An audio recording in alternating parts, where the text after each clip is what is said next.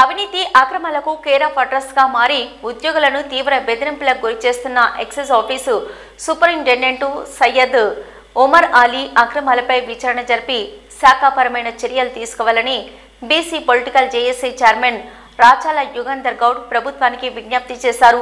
హైదరాబాద్ నాంపల్లిలోని ఎక్సైజ్ శాఖ డైరెక్టర్ కార్యాలయంలో ఒమర్ అలీ అక్రమాలపై ఆధారాలతో సహా ఫిర్యాదు చేశారు.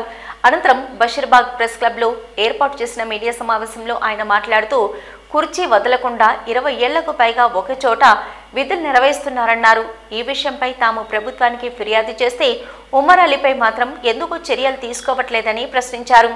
ఒమర్ అలీ తనకున్న అధికారాన్ని అడ్డం పెట్టుకుని అధికారులను ఉద్యోగులను బ్లాక్మెయిల్ చేసి దాదాపు 100 కోట్లు సంపాదించినట్లు అతడిపై ఆరోపణలున్నాయన్నారు.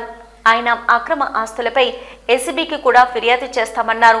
ఎక్సైజ్ శాఖను ప్రక్షాళన చేసి నిజాయితీ గల ఉద్యోగులకు న్యాయం చేయాలన్నారు.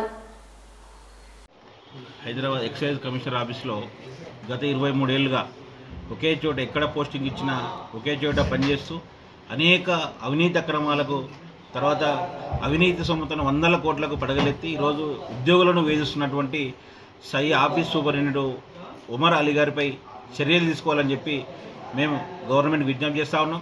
ఎందుకంటే గతం నుంచి ఆయన హైదరాబాద్ పోస్టింగ్ ఇచ్చినా ఎక్కడిచ్చినా 23 ఏళ్ళుగా ఆఫీసులో ఉంటాడు.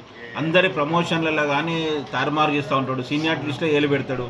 తర్వాత మొన్న డిఏఎస్లను కానీ వాళ్ళని కానీ ఎస్ఐలను కానీ సీఎల్ని అందరినీ కూడా ఇబ్బంది పెట్టినట్టు చరిత్ర ఉంది. చిన్న ఎగ్జాంపుల్ ఏంటంటే 2005 వరకు డిఆర్ఎస్ఐలను నింపాల్సిన కోటాలో ప్రమోటివ్స్ నింపిండు. 2005 నుంచి కంప్లీట్గా డిఆర్ కోటని నింపుతూ వాళ్ళకి అన్యాయం చేసిండు. తర్వాత 2015 వరకు ప్రమోటివ్స్ని ఏఎస్గా నింపిండు. ఆ తర్వాత మళ్ళీ 2015 తర్వాత ఓన్లీ డిఆర్ఎన్ నింపుతున్నాడు. మొన్నటికి మొన్న ఎస్ఐలకు 50 మంది ఎస్ఐలకు ప్రమోషన్ ఇచ్చి వాళ్ళు 1.5 సంవత్సరాల డ్యూటీ చేసిన తర్వాత మళ్ళీ రివర్షన్ ఇచ్చిండు. ఎందుకంటే ఒకరు 10 లక్షలు ఇచ్చిండు, 10 లక్షలు అడిగిండంట. దాదాపు 5 కోట్లు ఏంటి నాకంటే వీళ్ళని తెచ్చుకోలేము సార్, మాకు ప్రమోషన్ డిపార్ట్మెంట్ వచ్చేదంటే వాళ్ళు రివర్స్ అంటే జూనియర్ అసిస్టెంట్ హెడ్ కానిస్టేబుల్ను ప్రమోషన్ ఇస్తే మళ్ళీ వాళ్ళు ఆ స్థానంలో డ్యూటీ చేస్తారు. దాంట్లో వేధింపులు తట్టుకోలేక చాలా మంది కూడా ఈరోజు ఇబ్బందికర పరిస్థితులు ఈరోజు ఉద్యోగులు ఎదుర్కొంటూ ఉన్నారు. తర్వాత మొన్న పాలమూరు జిల్లాలో 4 ఆంధ్ర వాళ్ళు అక్కడ రిలీవ్ చేయాల్సిన 2013 ఇస్తే అప్పటి నుంచి కాపాడుకుంటూ వచ్చి మొన్న మేము ప్రెషర్ చేసి హైకోర్టు క్లియర్గా వాళ్ళని రిలీవ్ చేయమని చెప్పినా కూడా రిలీవ్ చేస్తే మామూలు ఈఎస్ గారు రిలీవ్ చేస్తే మళ్ళీ కూడా వాళ్ళని ఏం చేసిండో ఈయన పైరవ్ చేసి ఇలాంటి ఉత్తర్వులు లేకుండా మళ్ళీ మామూలుగా వాళ్ళని జాయిన్ చేయడం జరిగింది. అంటే దీనిలో అంతే ఇంకా కూడా ఈరోజు ఒమర్ గారు ఆయనకు సపోర్ట్గా తిరుపతి నాయక్ అని ఉండవచ్చు. మళ్ళీ ఆయన కూడా గతంలో ఇదే విధంగా ట్యాడీలు చేస్తే సంవత్సరాల పనిష్మెంట్ కింద అటాచ్ చేసిండు బండ్లగూడకు. మళ్ళీ ఇప్పుడు ఆఫీస్కి వచ్చి ఈ విధంగా వ్యవహారాలు చేస్తూ ఉన్నారు. 100 కోట్లకు పడిన గతంలో ఈయన గురువు రామారావు గారు ఆంధ్రని వెళ్తే ఈయన తెలంగాణలో కూడా వెళ్తున్నటువంటి పరిస్థితి ఉంది. అంటే పుట్టిన తేదీ కూడా మార్చినటువంటి గనులు ఈ ఒమర్ అలీ గారు. గతంలో సర్వీస్ మేటర్లో ఎవడు ఏలు పెట్టాడు ఏ ఉద్యోగులు, కానీ ఈరోజు వనపర్తి ఈఎస్గా పనిచేసినటువంటి ప్రభు వినయ్ గారు పుట్టిన తేదీ 5 సంవత్సరాలు 64 నుంచి 69గా మారుస్తే దాని మీద కంప్లైంట్ ఇస్తేనే ఆయన కూడా సస్పెండ్ అయింది. కానీ ఈయన మీద మాత్రం ఎటువంటి చర్యలు తీసుకోలేదు. మా ప్రభుత్వానికి మేము ఒకటే విజ్ఞప్తి చేస్తా ఉన్నాం.